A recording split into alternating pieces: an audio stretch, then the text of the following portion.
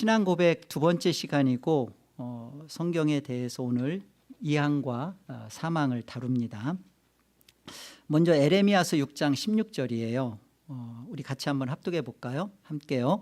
여호와께서 이와 같이 말씀하시되 너희는 길에 서서 보며 옛적 길 곧 선한 길이 어디인지 알아보고 그리로 가라. 너희 심령이 평강을 얻으리라 하나 그들의 대답이 우리는 그리로 가지 않겠노라 하였으며, 여러분 신앙은 이미 만들어진 옛적 길을 가는 겁니다. 이스라엘이 하나님께서 계속 옛적 길을 가르쳐 주셨고 그게 곧 선한 길이다. 그리 가라. 그런데 그리 가지 않겠다는 거예요. 계속.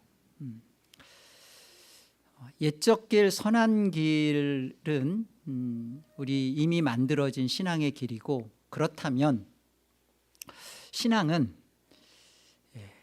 보수적인 겁니다. 보수적이라는 뜻이 뭐죠? 시각이 항상 과거에 멈추어져 있다는 거예요. 우리 신앙인은 2000년 전에 쓰여진 성경의 우리의 믿음과 삶을 자꾸 거기에 시각화하고 맞춰가는 사람들입니다. 그래서 물론 그 세상의 어떤 잡들, 비즈니스를 하거나 의료를 하거나 과학을 하시는 분들은 진보적이에요. 비즈니스를 하는데 보수적이면 안 되잖아요. 늘 그런 것들은 진보적이지만 목사나 또 뭐 이렇게 판결문에 의해서 하는 판사나 이런 직업들도 보면 보수적이에요. 특별히 목사가 이 하나님의 진리의 말씀에 서서 그것에 그 시각을 맞추고 그렇게 해야 되는 겁니다. 오늘날 현대교회들 한번 가만히 보세요. 목사가 그 교회 담임 목사가 무엇에 영향을 받고 있고 무엇에 이렇게 진보성을 갖느냐에 따라서 교회가 마루타 교인들이 됩니다. 무슨 뭐 가정 사역, 뭐 가정교회 그러면 뭐 갑자기 교회가 온 교회가 막 가정교회로 바뀌고요. 제자훈련 그러면 제자훈련으로, 뭐 또 교회는 뭐 선교회 그러면 선교 마인드에 온 교인들이 다 마루타식인 거죠. 웨스트민스터 신앙 고백을 통해서 오늘날 우리가 확인받는 것은 그거예요. 하나님께서 우리에게 주신 귀한 믿음의 산물이에요. 믿음의 유산이고, 이것이 정말 이렇게 하나님께서 우리 한국 교회도 마찬가지죠. 이 귀한 웨스트민스터 신앙 고백 이걸 주셨는데 한 40년 이상 우리 한국 교회는 웨스트민스터 처음에 가르쳤어요. 그런데 여러분들 보세요. 한국 교회에서 신앙하거나 또 미국 교회 와서 똑같아요. 웨스트민스터 신앙 고백을 이렇게 하나하나 듣고 배워본 적이 있나요? 저는 에덴 개혁 장로 교회에서 이런 웨스트민스터 신앙 고백서가 다뤄지고 배워진다는 것이, 이것이 바로 옛적 길, 곧 하나님 말씀하시는 선한 길로 우리가 가는 바른 신앙의 모습이라고 믿습니다. 웨스트민스터 신앙 고백이 왜 우리 안에서 바른 이미 하나님께서 가라고 하시는 그런 길들로 우리를 끌고 가냐면, 웨스트민스터 신앙 고백은요, 사실 뭐 장로교 개혁교회가 인정하는 3대 고백서, 뭐 하이델베르크, 뭐 또 벨직, 웨스트민스터 신앙 고백 다 너무나 귀하고 좋아요. 그런데 웨스트민스터 신앙 고백서는 제가 정말 이렇게 이걸 강의하려고 오래전부터 준비를 했고요. 굉장히 명확해요. 기다 아니다가 뚜렷해요. 우리는 막 고민하잖아. 이거는 어떻게 되는 겁니까? 이거는 맞습니까? 틀립니까?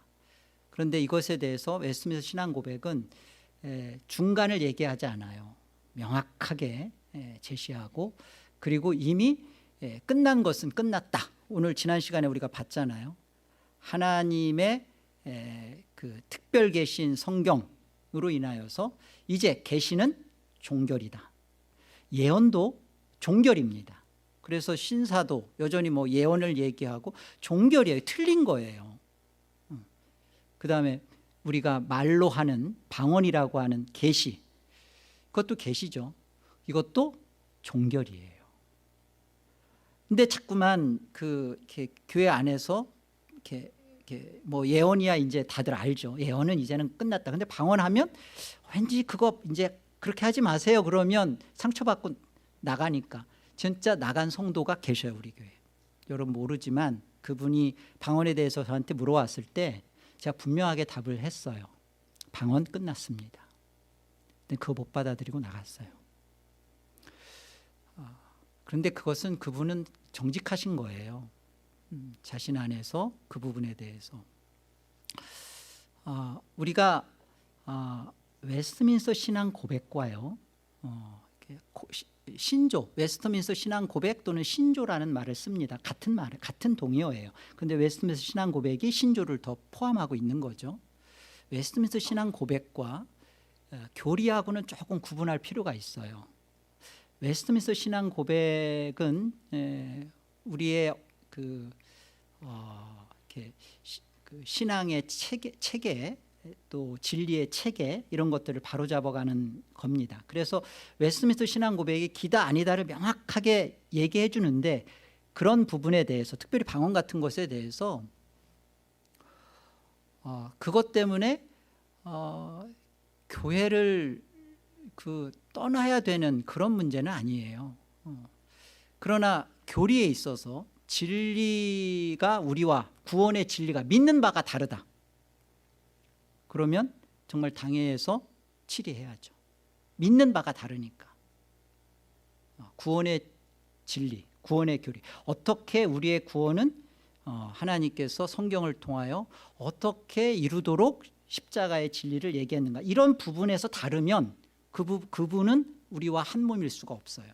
그러나 웨스트민스터 신앙 고백은 명확하게 얘기해 주고 있는데, 그런 부분에서 내 의견은 좀 다른데, 그것은 온 교회가 그 부분을, 그 사람을 조금 왕따를 시켜도 견디셔야 돼요. 그리고 그 부분에 대해서 감수하고 함께 다른 부분들을 신앙하는 것이 틀리지 않은 겁니다. 그러니까 웨스트민스터 신앙 고백은요, 우리에게 성경에 대해서 정확하게 우리가 궁금한 부분에 대해서 정확하게 이것을 알게 해주는 안경이자 도구예요. 그러니까 여러분들이 이것을 배워야 할 필요가 있어요. 왜냐하면 많은 사람들이 성경을 읽습니다. 저도 신학을 하기 전에 성경 정말 많이 읽었어요. 근데 정말 웨스트민스터 신앙 고백을 배워보니까 제가 성경을 허투루 읽었더라고요. 그러니까 너무 억울한 거예요. 성경을 얼마나 많이 읽느냐, 그리고 내가 얼마나 정해놓고 매일매일 읽느냐 보다 훨씬 중요한 것은 성경을 잘 읽어야 돼요. 제대로 읽어야 돼요. 네, 그 제대로 읽기 위해서는 우리는 성경이 바르게 읽혀질 수 있는 우리의 타락한 이 이성과 이런 눈을 쓸어줄 수 있는 안경인 웨스트민스터 신앙 고백을 정확하게 보시고, 적어도 이것만을 여러분들이 총 몇 장까지 있죠? 33장까지 있어요. 이 웨스트민스터 신앙 고백서를 잘 여러분들이 배운다면 다른 어떤 교회 어떤 목사가 무엇을 가르친다고 해도 여러분들은 분별할 수 있습니다. 저도 이 교회에서 제가 천년만년 있을 수는 없는 거잖아요.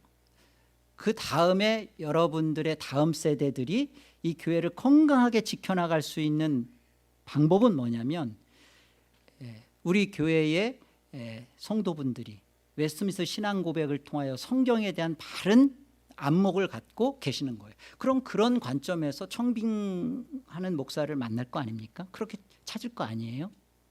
어? 제가 이 교회 올 때도 그런 바른 개혁신앙을 가진 청빙위원들이 주축이 됐기 때문에 제가 올 수 있었던 거고요. 그러니까 앞으로도 더 우리 교회가 이런 웨스트민스터 신앙 고백을 배운다는 것에 감사하고, 이걸 왜 배워야 되는가? 이게 진짜 1647년, 그 다음에 대소이리 문답은 48년, 1648년. 그러면 지금 몇 년 전 거예요? 아니, 지금 얼마나 많은 성경 교재들이 나타나고 얼마나 많은 것들이 많은데, 아니 그 캐캐 묵은 것 같은 이런 것을 우리가 배워야 된단 말이야? 옛적 길이에요. 이게 곧 선한 길이라고요. 이것을 잊지 마시기를 바랍니다. 디모데후서 3장 15절 우리 같이 한번 읽어요. 함께요. 또 어려서부터 성경을 알았나니 성경은 능히 너로 하여금 그리스도 예수 안에 있는 믿음으로 말미암아 구원에 이르는 지혜가 있게 하느니라. 네. 여러분, 지난 시간에 우리가 자연계시, 일반계시죠. 일반계시와 특별계시, 자연계시, 초자연계시라고도 말하지만 어쨌든 일반계시와 특별계시의 다른 점, 명확하게 구분되는 점이 뭐였죠? 일반 계시 속에서도 하나님의 존재, 하나님의 능력, 거룩, 하나님의 어떤 신성, 이런 부분들을 알 수 있다. 그러나 일반 계시로서는 무엇에 대해서 불충분하다? 아니, 알 길이 없다? 뭐에 대해서? 구원에 대해서. 구원을 우리에게 알게 해주시는 하나님의 뜻, 하나님의 지식, 이런 부분에 대해서는 일반 자연 계시 속에서는 알 수가 없다는 거예요. 불충분하다, 알 수가 없다는 겁니다. 그러니까 지금 성경은 기록되어진 하나님의 특별 계시죠. 그러니까 성경이 지금 뭐라고 말씀하냐면, 성경은 능히 너로 하여금 그리스도 예수 안에 있는 믿음으로 말미암아 무엇이 있겠다고요? 구원에 이르는 지혜가 있게 했다라고 합니다. 여러분, 이거 정말 기억하세요. 예정된 하나님의 백성은요, 하나님 나라에 올 수 있는 방식을 성경을 통해 배우도록 작정하셨어요. 예정되기로 내가 작정되었다. 예정은 너무 좋죠. 그 하나님 앞에 영원한 작정, 예정을 입은 하나님의 구원의 백성은 반드시예요. 여러분이 성경을 읽어도 안 읽어도, 성경을 몰라도 난 예수를 믿습니다. 그러니까 나는 천국에 갑니다. 나는 천국 티켓을 따놨습니다. 더군다나 에덴교회에 내가 출석하고 있고, 그러니까 더군다나 나는 티켓이 분명합니다. 이런 망상과 착각에서 빨리 깨어나세요. 하나님은 내가 예정된 하나님의 백성으로 나를 예정했을 뿐만 아니라 하나님 나라에 들어오는 그 방식, 예정된 자녀가 들어오는 방식을 어디를 통해서? 특별 계시인 어디를 통해서? 하나님의 말씀인 성경을 통해서 제대로 구원에 이르는 지식과 지혜를, 십자가의 도를 깨닫고 받아들이고 믿고 자신 안에 그것을 분명히 심고 구원받도록 작정하셨습니다. 그러니까 성경을 안 읽어도 나는 천국 가는데 여러분 정말 돌아보세요. 하나님이 분명히 말씀하셨어요. 성경은 예수 그리스도를 믿음으로 말미암아 구원에 이르는 지혜. 성경을 보지 않고 성경을 제대로 배우지 않고 구원을 얻을 수가 없다라고 말하라는데, 그냥 성경책을 가지고 있으면, 제가 이런 사람도 봤어요. 성경책을 베고 자요. 그래서 왜 그러냐 했더니 딱 베고 자기에 좋은 사이즈래. 성경을 베고 자라고 있는 거 아닙니다. 성경에 대한 그 분명한 접근법. 성경은 자기 백성이죠. 하나님의 자기 백성. 예수는 자기 백성을 저희의 어디에서? 죄에서. 그죠? 그러니까 성경은 우리가 접근할 때 이렇게 해야 돼요. 죄인인, 우리가 죄인인데 자기 백성이에요. 하나님의 구원하기로 한 자기 백성이에요. 죄인을 구원하시고자 하는 하나님의 뜻, 하나님의 지식을 전달해 준다. 성경은 그렇게 알고 접근하셔야 돼요. 그래서 성경을 듣고 읽고 배우고 또 가르칠 때 자기 체험, 자기를 완성시키는, 자기를 채워가는 그런 성경을 접근해 가고 성경이 읽혀지네 그러면서 그 어떤 것들을 성경에서 내가 뭘 이렇게 지식들이 채워져 가고 알게 되어지는 것으로 성경을 접근해서는 안 돼요. 성경은 예수 그리스도를 발견해야 됩니다. 요한복음 5장 39절에 주님께서 분명히 말씀했어요. 너희가 성경에서 영생을 얻을 줄 생각하고 영생을 얻을 줄 알고 성경을 상고하거니와 성경을 연구하거니와 이 성경은 나에 대하여 증언하느니라. 나에 대하여 증거하고 있다. 그러니까 예수님이 분명하게 성경은 예수 그리스도에 대한 책이다 라고 얘기를 하는데, 그렇게 너희들이 모세오경을 달달 암송하고 그렇게 선지서들을 들이딥다 연구하는데 왜 예수 그리스도를 발견하지 못하는 거예요? 지금 옆에 와 있는 예수 그리스도를 보지를 못하는 거예요. 성경을 잘못 읽은 거죠. 이런 부분을 우리가 놓쳐서는 안 돼요. 오늘 2항과 3항을 보겠습니다. 2항은 계시의 기록 및 성경의 구성이에요. 자, 성경 혹은 기록된 하나님의 말씀은 구약과 신약의 모든 책들로 이루어졌는데 그것들은 다음과 같다. 우리 구약 같이 한번 읽어봅시다. 시작. 창세기, 출애굽기, 레위기, 민수기, 신명기, 여호수아, 사사기, 룻기, 사무엘상, 사무엘하, 열왕기상, 열왕기하, 역대기상, 역대기하, 에스라, 느헤미야, 에스더, 욥기, 시편, 잠언, 전도서, 아가, 이사야, 에레미야, 에가, 에스겔, 다니엘, 호세아, 요엘, 아모스, 오바댜, 요나, 미가, 나훔, 하박국, 스바냐, 학개, 스가랴, 말라기. 이게 기록되어진 하나님의 말씀, 구약 성경입니다. 신약, 시작. 마태복음, 마가복음, 누가복음, 요한복음, 사도행전, 로마서, 고린도전서, 고린도후서, 갈라디아서, 에베소서, 빌립보서, 골로새서, 데살로니가 전서, 데살로니가 후서, 디모데 전서, 디모데 후서, 디도서, 빌레몬서, 히브리서, 야고보서, 베드로 전서, 베드로 후서, 요한 1서, 요한 2서, 요한 3서, 유다서, 요한 계시록. 이 모든 책들, 구약 39권, 신약 27권, 이 모든 책들은 하나님의 직접적인 영감에 의해 우리에게 주어진 것으로서 신앙과 삶의 유일한 법칙이 된다. 이렇게 웨스트민스터 신앙 고백서는 가르쳐주고 있습니다. 디모데후서 3장 16절 다 같이요. 모든 성경은 하나님의 감동으로 된 것으로 교훈과 책망과 바르게 함과 의로 교육하기에 유익하다.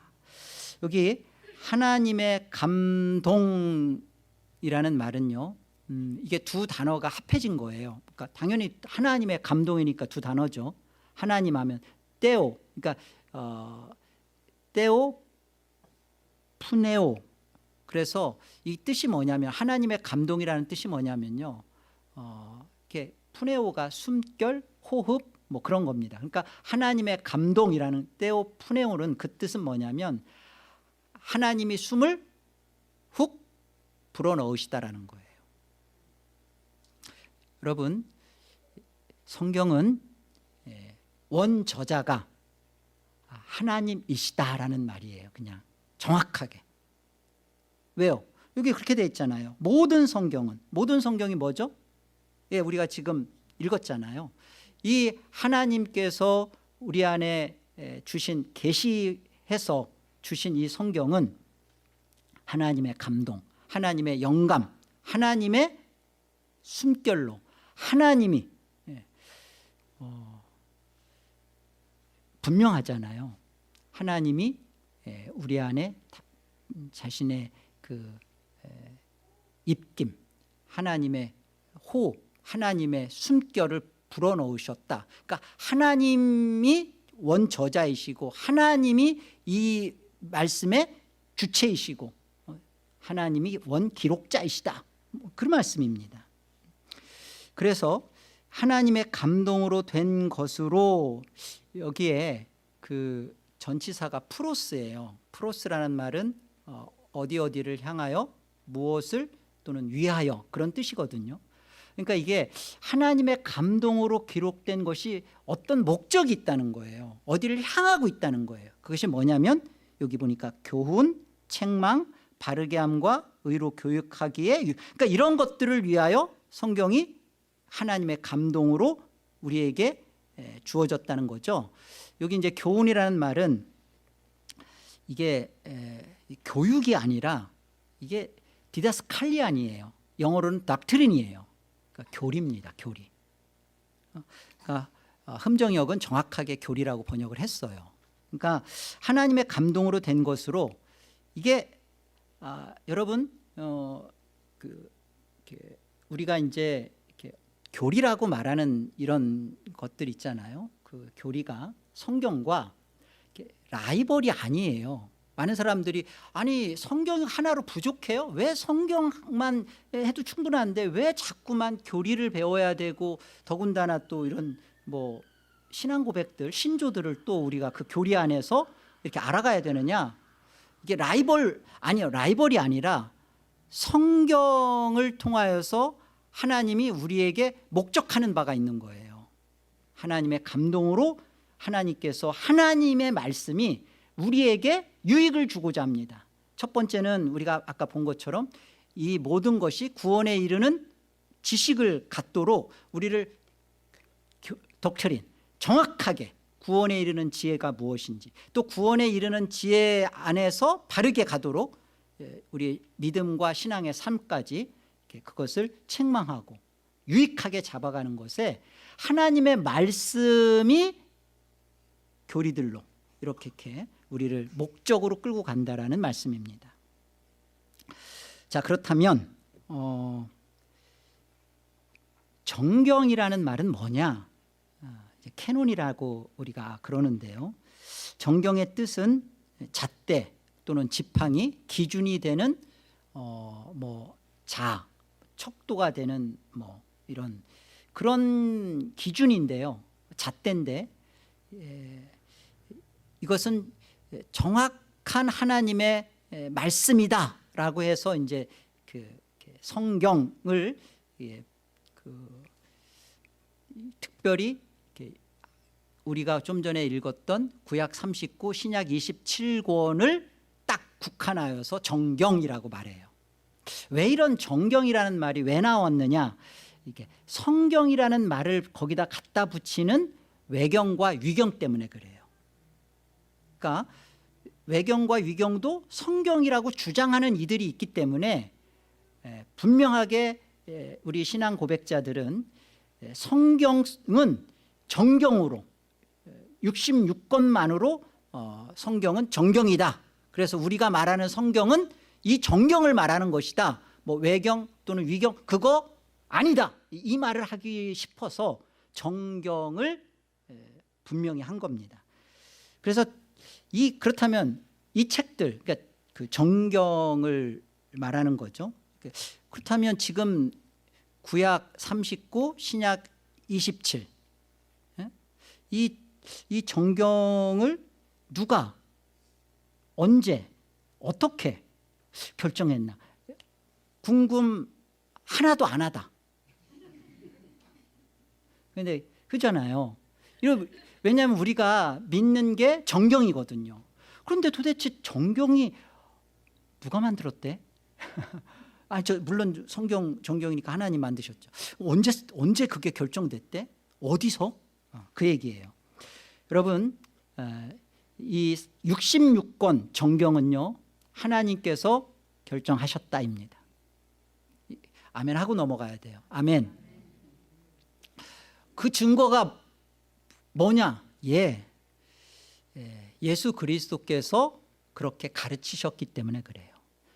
구약 특별히 39권에 대해서 예수님께서 친히 이것이 성경이고 이 성경이 곧 나에 대하여 기록하고 있다라고 예수님이 친히 말씀하셨기 때문에 정경은 지금 예수님이 말씀하시는 모세오경, 시가서, 선지서, 이 모든 것들은 예수님이 성경으로 예수님이 말씀하셨구나.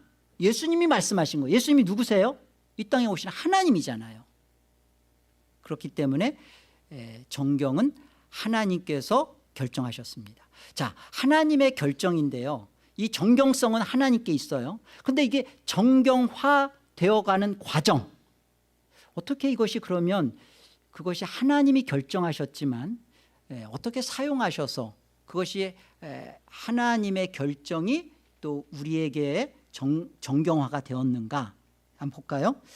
일단 구약성경 39권은 신의 광야 시대와 사사시대의 성막 제사장들이 확증했습니다. 그리고 예루살렘 성전이 세워진 후에는 성전 제사장들이 확증했고요. 그리고 586년에 포로로 끌려갔잖아요. 끌려가서 돌아와서도 다시 성전을 재건하고 있었던 제사장들이 확증을 해요. 일단 구약성경 39권은 제사장 모임에서 이게 성경으로 확증되어지는구나. 그리고 AD 90년 유대인 랍비들의 얌니아 종교회의에서 제사장 모임에서 확증된 바를 다시 확인한 겁니다. 얌니아 회의에서 확증한 게 아니라 이미 확증된 것을 90년, AD 90년에 다시 한번 그것을 확인해 준 거예요. 구약성경 39. 그래서 구약의 성경 39권, 이게 정경이죠. 이것은 그때 이제 그 확증으로 정경화가 됐고요. 신약성경 27권은 신약시대의 성전 언약을 중심으로 사역했던 예루살렘 공의회에서 확증을 했습니다. 그리고 AD 397년, 그 전에 393년에 한 번 더 회의가 있었는데 최종적으로는 397년 칼타고 종교회의에서 이 예루살렘 공의회에서 확증한 바를 마찬가지예요. 거기서 다시 확인해 주었습니다. 자, 그렇다면 이렇게 그 제사장 모임이나 또는 종교회의에서 이것이 정경이 맞다 하는 그 기준이 있어야 될 거 아니에요. 물론 하나님께서 결정을 해놨는데 그 결정하신 것에 대해서 엄밀한 심사, 이것이 정경이지 라고 하는 기준이 있어야 될 거 아니에요. 세 가지의 기준을 삼아서 정경화 시킨 겁니다. 첫째, 뭐예요? 영감성이에요. 같이 읽겠습니다. 본문 전체가 하나님의 계시로서 1.1획도 틀림없이 영감으로 기록된 사실, 즉 그 내용의 신적 기원이 인정될 수 있어야 한다. 하나님의 영감이기 때문에 중요한 것은 그 기록된 내용이 신적 기원을 갖고 있어야 돼요. 신적이어야 돼요. 그 권위가 신적이고 그 출발이 하나님에게 있어야 된다는 겁니다. 신적 기원이 있어야 된다. 그러니까 왜냐하면 성경이 영감성이 있기 때문에, 하나님의 감동으로 기록되었기 때문에 이것이 하나님의 감동, 이게 신적 기원인가? 하나님의 감동이 있는가? 이게 가장 첫 번째 정경성의 기준이었어요. 두 번째 뭐죠? 목적성. 같이 읽습니다. 말씀의 내용 자체와 그 기록이 인간 구원을 위한 하나님의 뜻을 전달하는 데 기본 목적이 있어야 한다.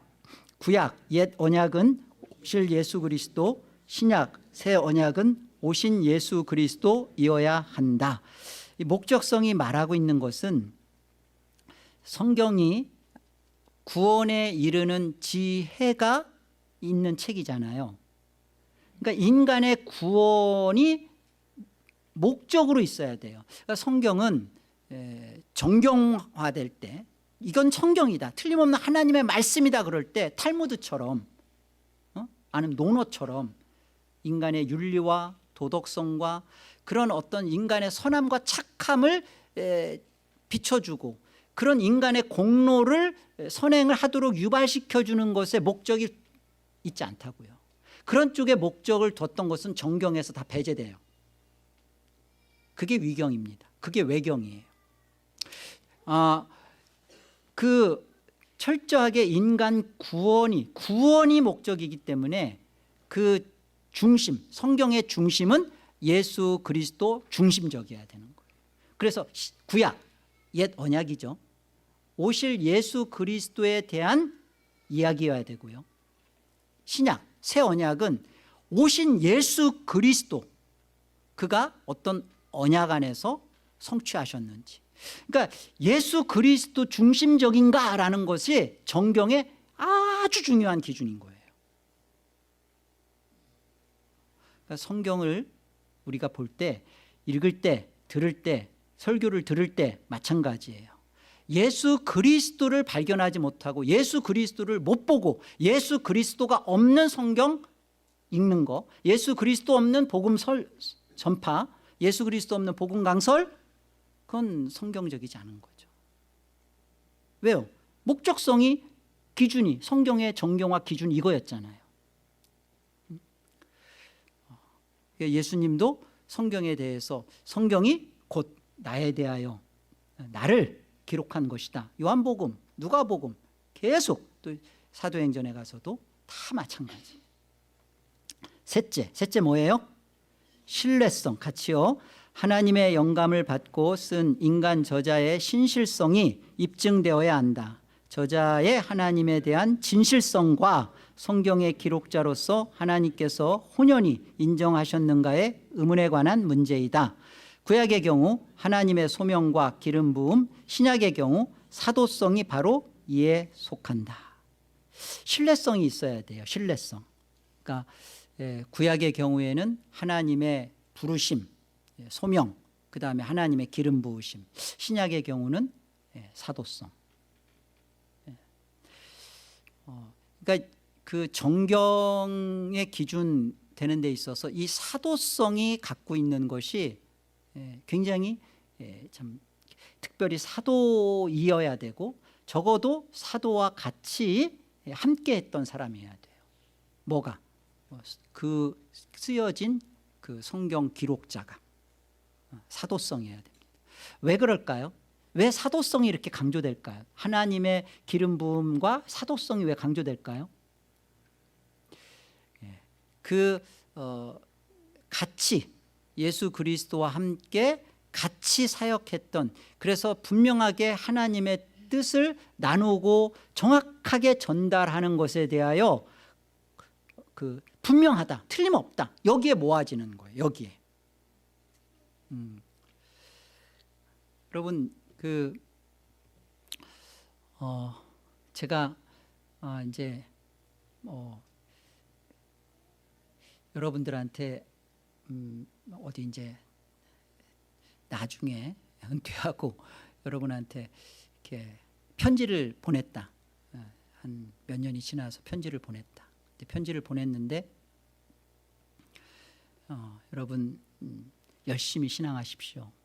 기도 많이 하시고 그리고 열심히 예배 잘하고 그러면 하나님께서 여러분에게 축복 주십니다. 그렇게 하고 제 이름을 썼다고 봐요. 그런데 그것이 제 편지로 알고 그것을 받아들이는 것은 그 평상시 저와 함께 말씀을 들었던 것에 대해서 정말 제대로 저를 신뢰하지 못하는 거죠. 이거는 강래석 목사가 쓴 편지 아니야. 만약에 제가 여러분들한테 쓴 편지 중에 여러분의 열심은 하나님 앞에 거짓입니다. 예수 그리스도 안에 우리의 모든 하나님의 은혜가 있고 예수 그리스도의 공로만이 우리로 하여금 그 하나님의 은혜에 사로잡혀서 바울처럼 미친 듯이 주와 복음을 위해서 살 수밖에 없게 만드십니다. 예수 그리스도 안에 죽으십시오 라고 썼다면 이거 강래성 목사가 쓴 걸 맞네. 여러분 그렇게 받겠죠? 이게 신뢰성이에요. 신뢰성. 그러니까 지금 분명히 사도들은 예수 그리스도와 함께 예수 그리스도께서 너희들 좁은 문 가라, 들어가기를 힘써도 들어가기가 어렵다라고 분명히 주님을, 자기 부인과 자기 십자가를 말씀하셨는데 뒤 가서 그럴싸하게 말을 하는데 전혀 다른 뜻이 얘기를 한단 말이에요. 그러니까 이런 것은 사도들이 아니기 때문에, 적어도 사도와 같이 사역한 자가 아닌가 쓴 거기 때문에 그런 성경이라고 있었던, 그걸 마치 성경이라고 말한 것들은 다 빼버렸다고요. 이해하시겠죠? 예, 그 얘기예요. 베드로후서 1장 21절 함께요. 예언은 언제든지 사람의 뜻으로 낸 것이 아니요 오직 성령의 감동하심을 받은 사람들이 하나님께 받아 말한 것임이라. 예, 성경이 이렇게 정경화되는 이 부분에서, 받아들이는 부분에서 하나님의 감동으로 하나님께서 역사하시고요, 또 하나님의 감동하심을 받은 자들이 이것을 또 기록하게 하셨다고 그래요. 여기에 우리 개혁신앙에서는 두 가지 분명한 영감설을 주장합니다. 영감설이 있어요.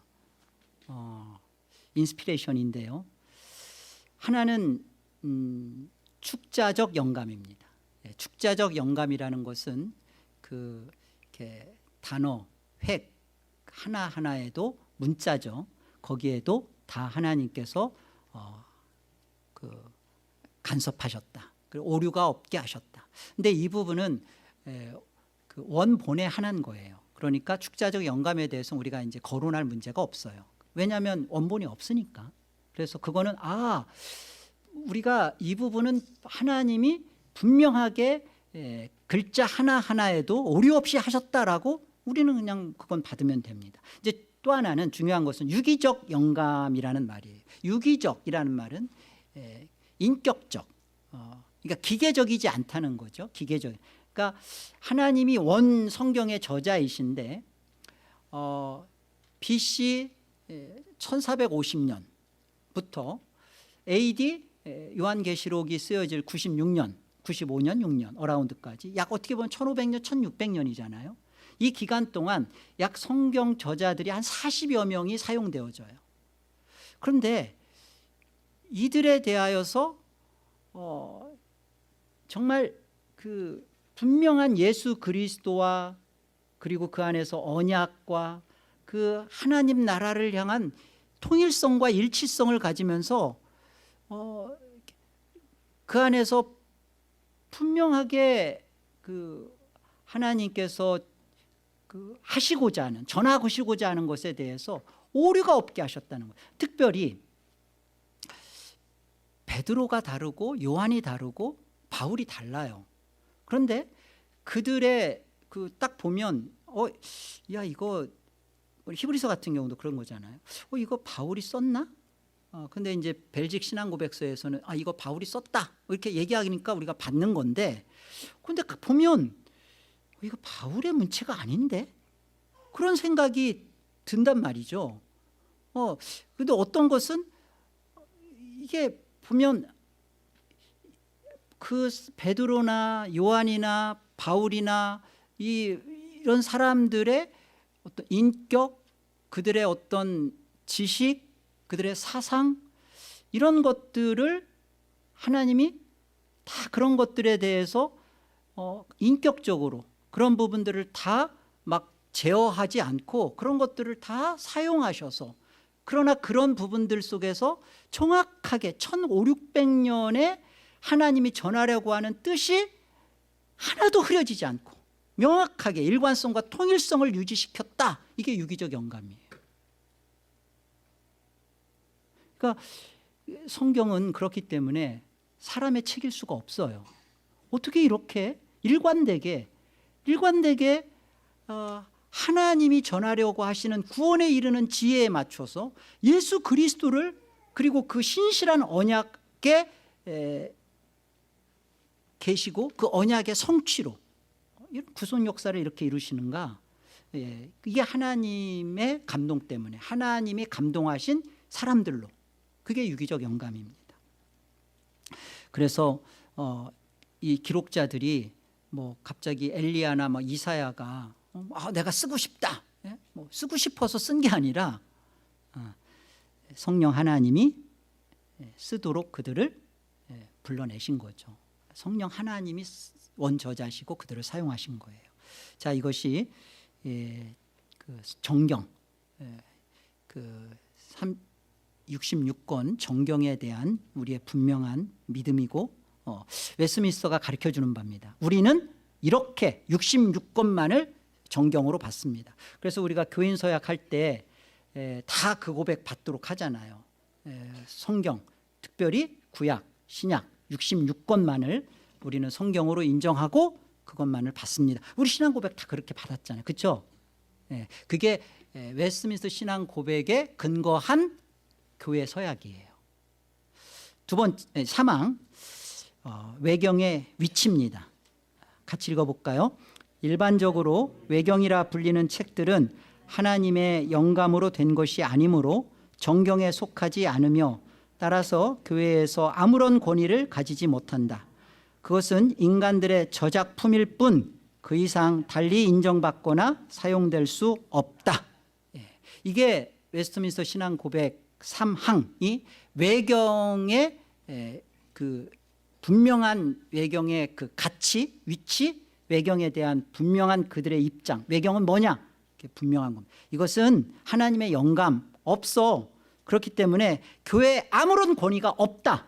그렇기 때문에 이것은 한낱 인간의 저작품에 불과하다. 그 이상도 아니에요. 오히려 이하에 불과해요. 관심 두지 마십시오.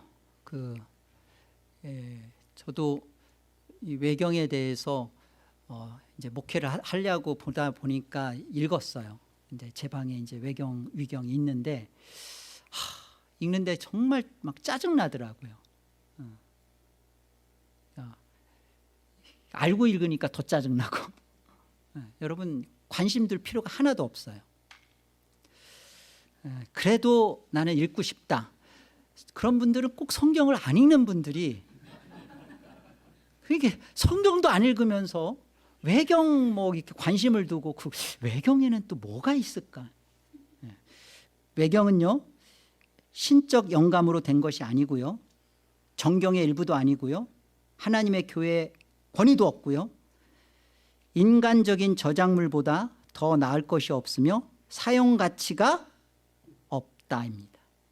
분명하게 아시고, 자, 그렇다면 외경은 무엇인가? 외경은 헬라어로 아포크리파라고 하는데요, 이는 감추어진 것, 숨긴 것이라는 뜻입니다. 즉 외경은 히브리 정경, 그러니까 구약 성경이죠. 히브리 정경이라는 것은 구약 성경이에요. 이 히브리 정경에 들지 못한 책들로서 주전 2세기 말부터 주 1세기 사이에 쓰여진 신구약 그 중간기 때 쓰여진 역사적 산물입니다. 이러한 외경은 문학적 가치는 있을지 몰라도 성서적 가치는 전혀 인정할 수 없는 비성서적 문헌이며 권위가 없습니다. 따라서 전통적인 유대교와 개신교에서는 외경을 하나님의 영감으로 기록된 책으로 인정하지 않습니다. 그러나 반면에 카톨릭 교회에서는 외경을 정경으로 인정하고 있어요. 그래서 여기에서 이단적 교리가 막 나오는 거예요. 기독교는 구약 39, 신약 27 해서 66권, 이게 정경입니다. 우리가 믿는 성경이에요. 카톨릭은 구약 39권에다가 외경 7권이 더해져요. 그러니까 외경은 신약에서는 없어요. 구약 7권이 더해져서, 그리고 거기다가 신약 27권이 더해지니까 도합 써놨잖아요. 그렇죠? 73, 그죠? 그래서 카톨릭이 말하는 카톨릭이 갖는 성경이 73권인 거예요. 이 카톨릭이 추가한 구약 외경 7권에는 토비서, 유다서, 마카비, 상하, 지혜서, 시락서, 바룩서. 제가 좀 전에 말씀드린 것처럼 제가 이걸 읽어보는데요. 그 토비서 같은 경우는 완전히 인간의 공로로 다 치장하고 있어요. 그 아버지 전쟁에 갔다가 토빗이 돌아와가지고 아내 사라하고 결혼했는데 거기에 인간의 공로로 전쟁에서 승리하고 완전히 인간 찬가야. 그러니까 우리 개혁주의 하는 우리 성도들이 읽을 때는 막 찢고 싶죠.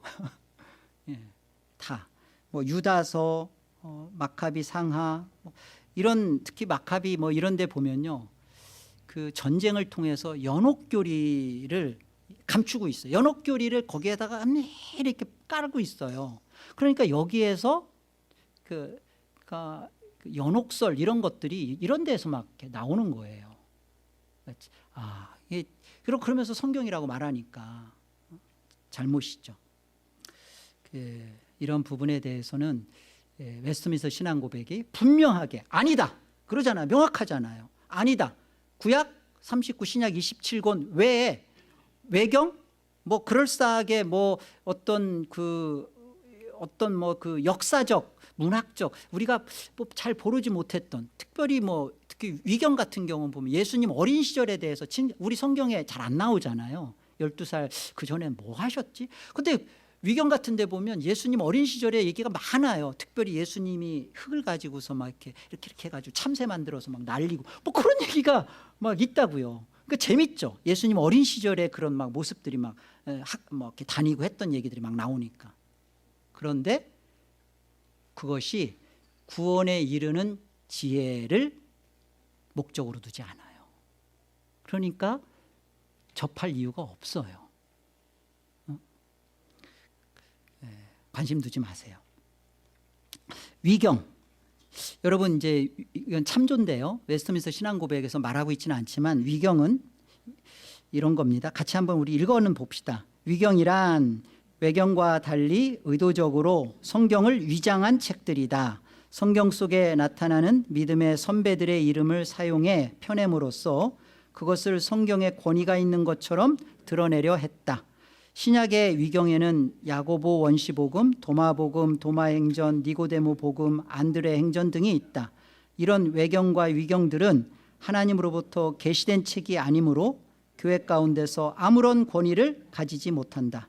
하나님의 교회에 주어진 계시의 말씀은 오로지 신구약 성경 66권이 있을 따름이다. 아멘. 성경을 결론적으로 성경을 우리가 어떻게 대해야 되고 또 어떻게 읽어야 하나, 많이 읽고 정해놓고 읽고 그게 중요한 게 아니라 잘 읽어야 돼요. 제대로 읽어야 돼요. 그 말은 예수님 말씀처럼 누가복음 24장에서 예수님 말씀하신 것처럼 자세히 읽어야 돼요. 자세히 읽는다는 말은 뭐냐면 읽으면서 들으면서 성경을 통해서 선포되어지는 말씀 속에서 눈이 번쩍 뜨이면서 예수님을 발견해야 돼요. 그게 정경화한 하나님의 말씀으로 남겨놓은 분명한 목적입니다. 이게 웨스트민스터 신앙고백 우리한테 가르쳐주는 이항과 사망의 요지예요.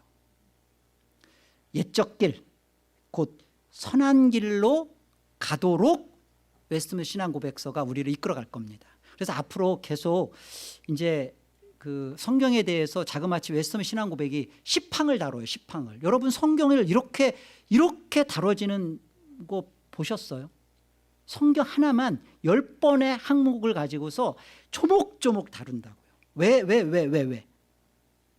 옛적 길, 곧 선한 길로 시각을 2000년 전에 예수 그리스도의 십자가의 죽음에 대하여 거기에 우리를 묶어놓으려고, 거기에 우리를 멈추도록 자꾸만 진보하려고 하는 이 그 포스트 모더니즘, 다원주의 이런 것에 정말 기독교가 신사적으로 이것도 좋고 저것도 좋고 멋진 기독교, 공감 있고 대중화되는 그런 기독교가 아니라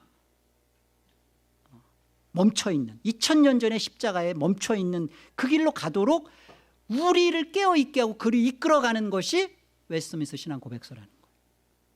배워야겠죠? 배워나갑시다.